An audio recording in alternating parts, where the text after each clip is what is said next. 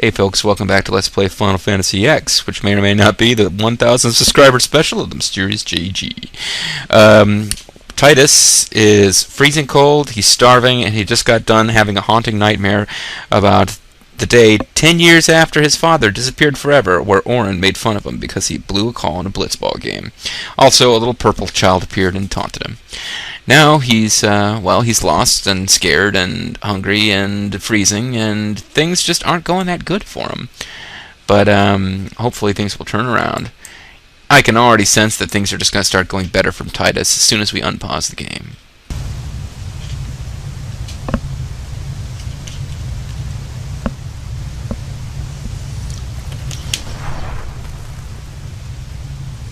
Here's a friend who can help you. Hey, wait! Don't go out on me! Don't pass out on me now. No. Nah, just hold on. I'll get more wood. He'd have more wood if Yuna was around. Boom! Yeah, here's the friend who can help you. See? His eyes are lit up with a desire to help. Weird little face this thing has. You don't really ever see these enemies close up enough normally to notice that they're supposed to have a tiny little face. Give me a break! Break me off a piece of that Kit Kat bar! Ow! Don't know how many hits we're meant to deliver to this thing before we... I don't know if this is another plot battle. I really don't. I'm not sure if you can lose this battle if you just ignore healing. Probably can. I think this is the first battle you can lose if you just totally ignore healing. I do know, however, that it's another battle where a couple turns in, plot kicks in. Plot in the form of explosions! And you get killed by a flung chunk of door. Outlaw door. And fetishists appear with gas masks and goggles. And oh shoot, the fetish queen. I sure hope that's a girl. And she's gonna adjust her gloves. Was she Dean Malenko? Just bring it. Oh, she's talking to the monster. I thought maybe she was gonna fight you, join the monsters party. Cool. They're on two sides. They're not the same side. They're just kind of adjacent to each other. Just like Commander Vimes and the Word. Anyway, using grenades. Certain items, like grenades, have special effects when used. Special effects foods, like Monster in the Popcorn or Turtle Pizza. These items can only be used during battle by selecting the special ability use. See? Mystery. Question. Oh, this must be Ryo Sakazaki's dad. Anyway, Miss Question. Oh, maybe it's Yuri Sakazaki. Either way, she has Steal, which is grayed out, and Use, which... oh, it's the analog button on my controller. 2 grenades. Let's throw a grenade. Did a lot more damage than Tidus does. Tidus does not have special, and he doesn't have the use command, so he can't do grenades right now. This is the kind of thing he will be able to learn eventually. Now we can steal, and we steal grenades. And Tidus dodges, and hits the monster. The monster facing away from us? Yes, it is. Crap, I thought that glitch went away. I thought I was only underwater. I hope we don't have that glitch for the entire game. That will actually be kind of a bummer. Anyway, we just threw a grenade up its ass, which is fun. Let's do that again. I guess I should be stockpiling items, but I kind of did that. My off-screen, where I saved, we're going to load a save state from there eventually. I stole lots and lots of shit with this character to sell for extra cash, but we certainly don't need to do that. Matter of fact, we can just attack at this point. That's right. Miss Question's got it going on. And he finally manages to level up. It's nice to see a friendly ass. I mean, face. Although we haven't really seen her face. She's wearing a mask. Okay, now we can see her eyes. She's still wearing a mask of some sort. At least I assume she is. Phew. That was close. And now Uncle Baldo grabs you and Hey, lifts let you me go. by the hair. That doesn't seem friendly. What the fuck? A fiend in human disguise, I believe that said. Fed? And she just said fed. Srivada Grisa! What if he's something? There's sounds kind of like they're speaking some made-up Scandinavian type of language. Kuno.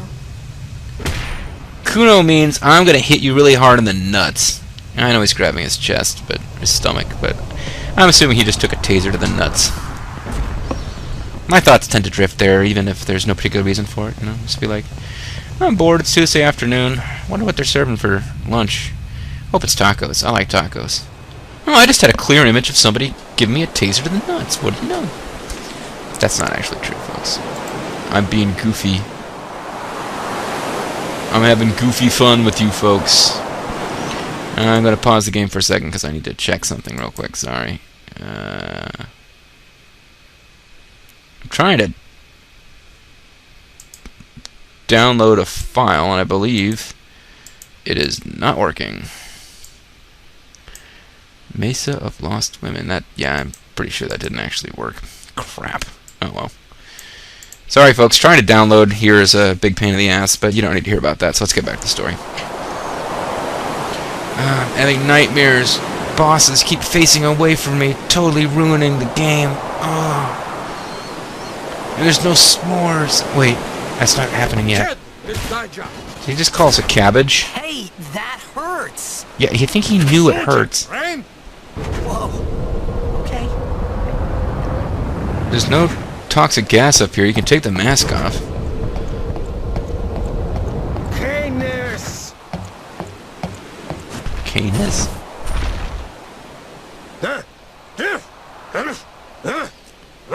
Right. Whatever. Yeah, Holy hood kabay. I'm right there with you, Titus. The time he started making the off noises without making any hand signals. Fed! He said you can stay if you make yourself useful. You understand me? No, but I can speak your language. All right, I'll work. Stupid joke, JG. Could you make some more noises? That was funny. Sujait. Kadufun et setedamo. Sujait. Kadufun et setedamo.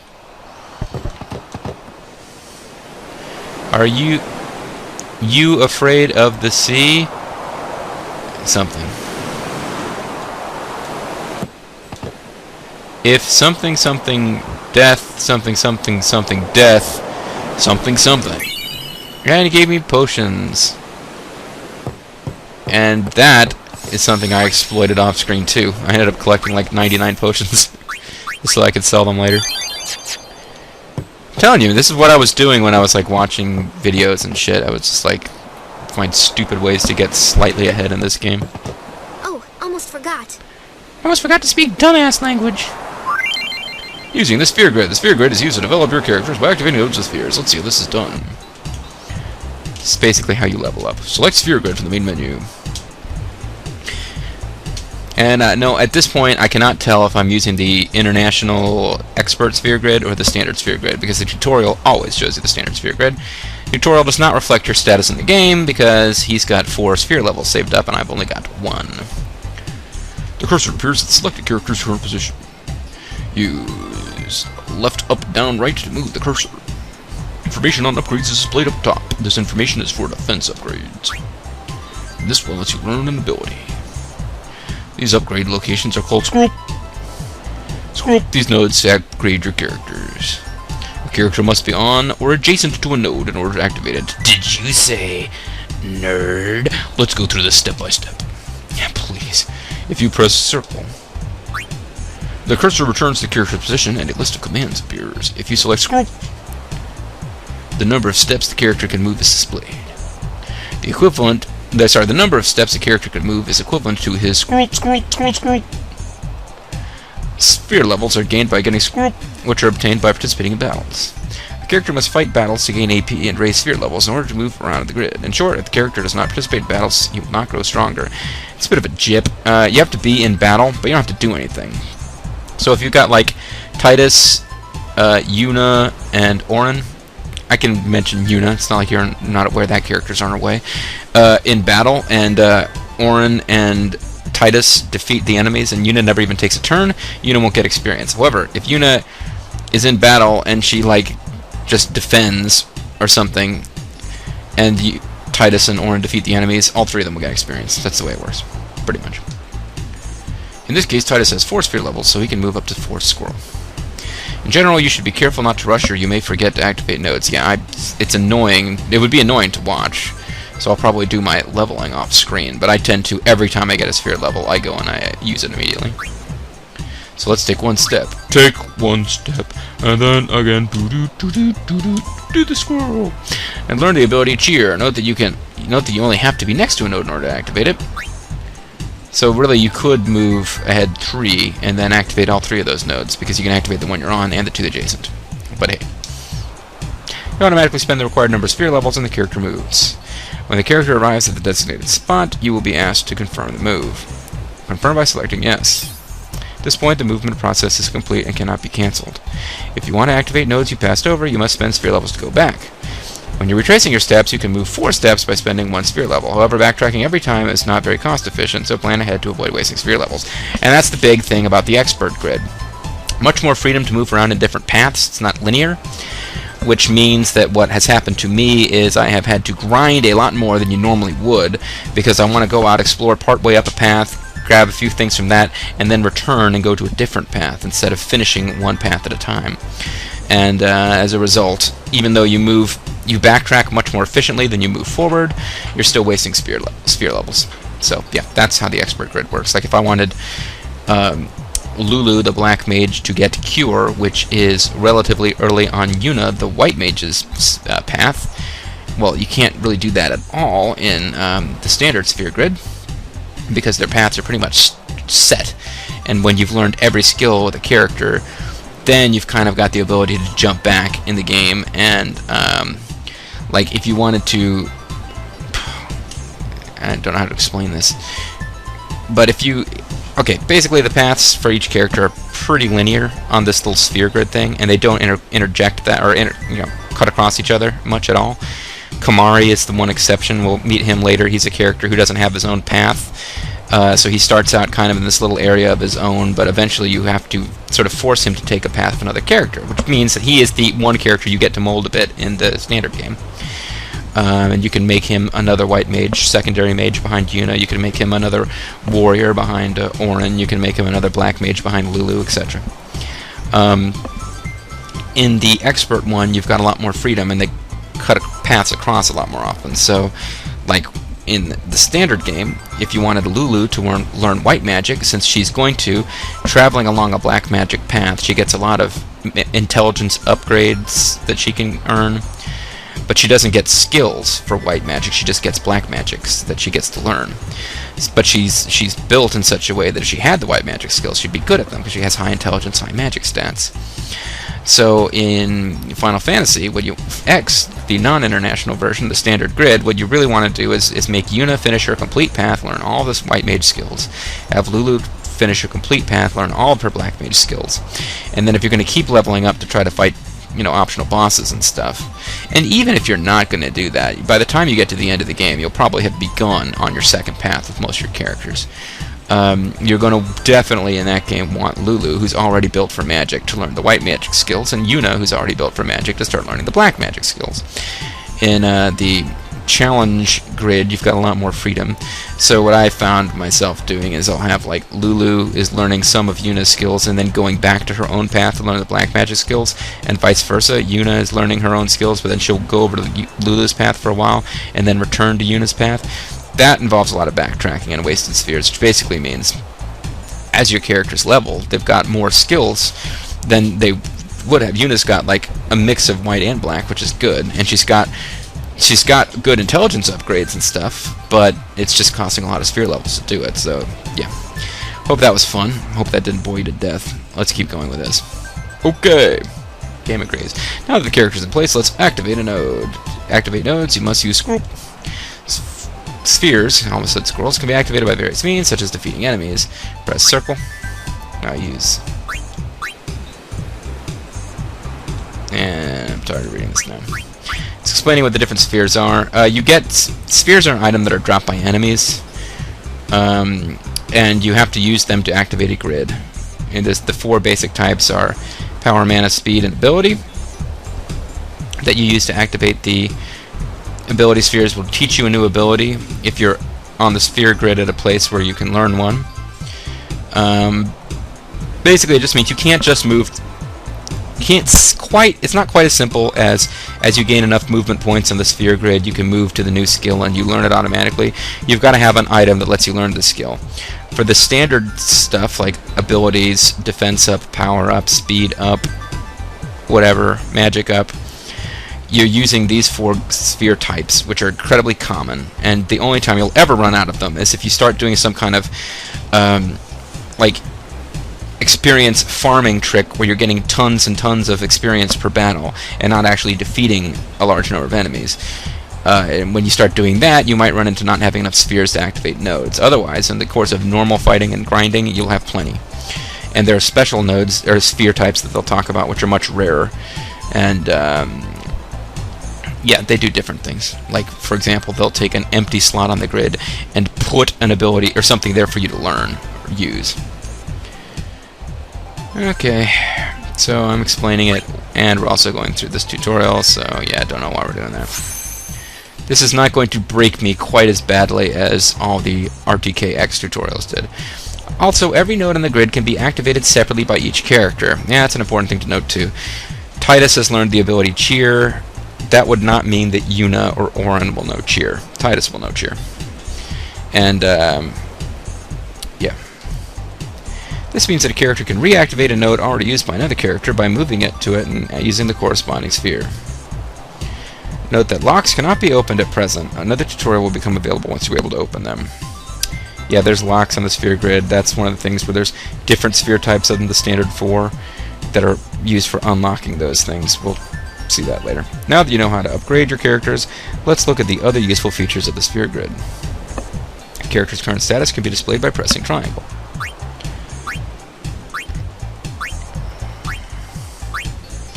Those empty slots there would show you stuff like what skills you'd learned. Cheer, I believe, falls under the special category and not the skill category. They're separate commands for some reason. And black and white magic and stuff.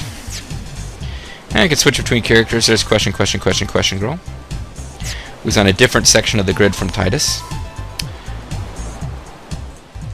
And you can zoom around if you want to, but from any distance other than the closest one, you can't really tell what you're doing on the sphere grid, so there's not much point. Try improving Tidus now. How could we possibly improve something so great? Ah, we are on the international grid. So, by happy chance, I've actually picked the international grid.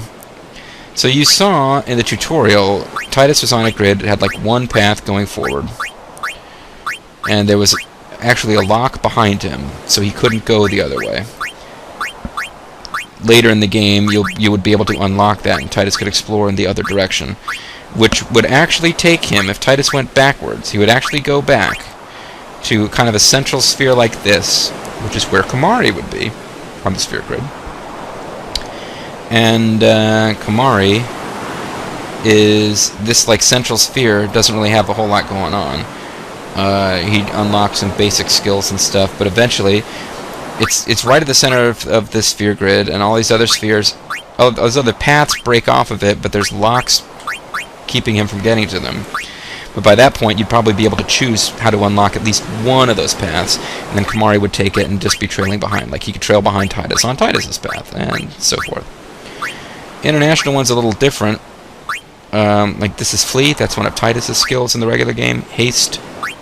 Extract speed, that doesn't exist in the regular game. I'll explain that later. I don't really care about those skills. The extract skills, I made a big point of learning all of them. and none of them are really all that useful. But Tidus's path would normally be he goes up, he learns Cheer, just like in the standard grid. Then he can learn Flee.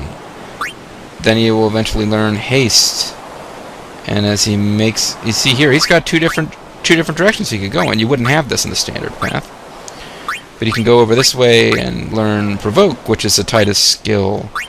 And as he keeps going around, he will work his way over here. Copycat is nobody's standard skill, but it's blocked off by level 4. We won't get that for a while. But yeah, you can, roughly speaking, you can chart Tidus's path. Bribe is a Riku skill. What the fuck? I don't really get it. I get confused by the sphere grid in this game. But yeah, this is kind of, these are Tidus skills up here, and as you move around, you'll find more. Guard is an Auron skill. Where the hell is Tidus supposed to go in the long run? If you just want to play the game like it was the non-international version, I don't even know where you'd go with Tidus. It's delay attack, that's one of his skills, and you keep going this way, and you go this way, this way, this way, you keep going over here. Oh, you can't get up to Bribe, it's blocked off, you have to keep going this way. And then you get to Slow, that's one of his skills. Yeah, so his path is kind of winds around and meanders.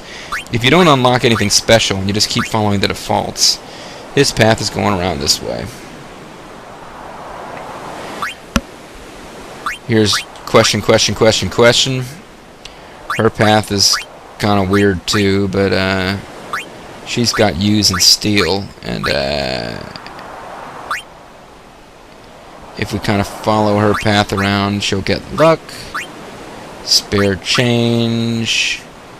It would appear that she has to head up this way eventually, Mug, because we saw one of her skills up here in what I thought was Tidus's path.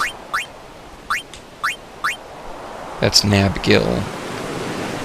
That was a skill that was added for this game, so I don't know. But the point is that it's much more straightforward in the original game, but in the international version, with Tidus, you can actually start heading up his path, but then you can cut back this way and start heading towards. That's like Power Break. That's one of Auron's skills. You can take him off of his path and start learning the skills that would normally be Auron's skills. Magic Break. Yuna is going to start over probably here, because Cure and Asuna are her starting skills, and then she comes down this way and learns these little white magics like Life and Shell and stuff. But because she starts here, you can have her do that, or you can have her cut over here and get on the path to learn the black magic stuff. Basically, they just give you a lot more freedom a lot earlier on. So, what do I want to do with Tidus? Well, I know how I leveled him up before, but I think until we get to that point, I'm just going to make him follow his own path. And in fact, he'll be leveled up slightly differently by the time we get to... Oh, I don't even have any spheres to get the raise defense by 1 point. I'm just going to make him follow his own path. And then when we get to the point in the game where I can actually load state, you'll have seen that I'll actually have brought him down here, learned a bunch of stuff down here like Scan, Lancet. These are Kamari skills normally. I think he picked up Cure and Asuna on that thing, and I was basically, yeah, I'd actually taken him here, all through Yuna's path, cut up onto Riku's path so he could learn Use and Steal. That was the plan. I don't think he's actually done it all. To eventually get back on his own path. So he'll be behind where he should be in a normal game as far as skills he knows from his own path, but he'll have a bunch of other skills like that he picked up from other characters. So, isn't that exciting? Yeah.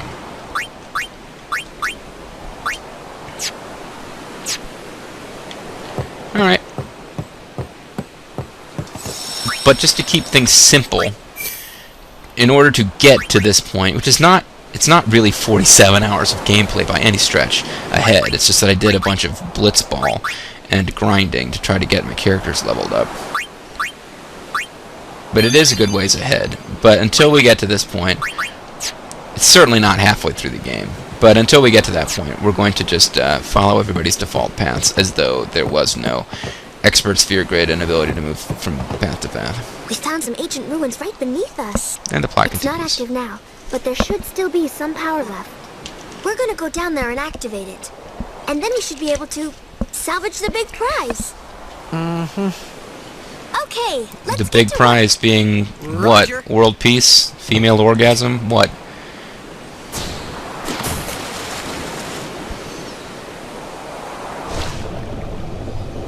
It's the first place in the game where I started doing a ridiculous amount of grinding, but I'm not going to bother to do that here, because it's by no means actually required. Now we can actually use her on the sphere grid, but as you'll see once we start playing around with stuff a little bit more, you really can't level her up much at all at this point, and we'll find out why shortly. So we're just kind of swimming underwater. There's a bunch of mysterious people. Only one of them can speak our language at all. The rest are incredibly hostile. She seems quite nice. But we are being forced to swim underwater to excavate the, quote, big prize. Meantime, I'll start stealing grenades, because we're going to need them for an upcoming boss.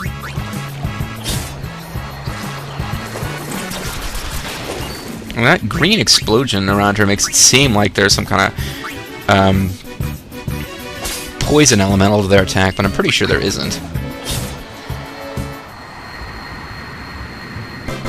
They're not going to start hitting you with status effects until a little later in the game. See, 2 AP, he needs 8 more, she needed 100 and something more, so, yep. Hey, Riku. I mean, question, lady. Wanna make out underwater, huh? Sorry. You can do some goofiness with her following him around and being right on his butt and being like, oh, check it out, it's like they're having sex, but that'll end up leading to a lot of extra encounters we don't want.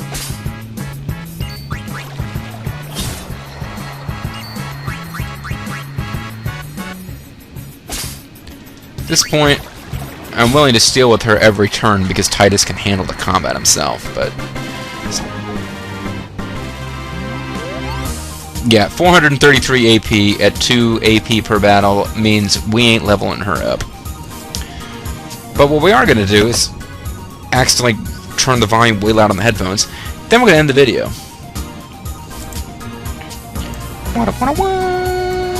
So, when we come back, folks, we are...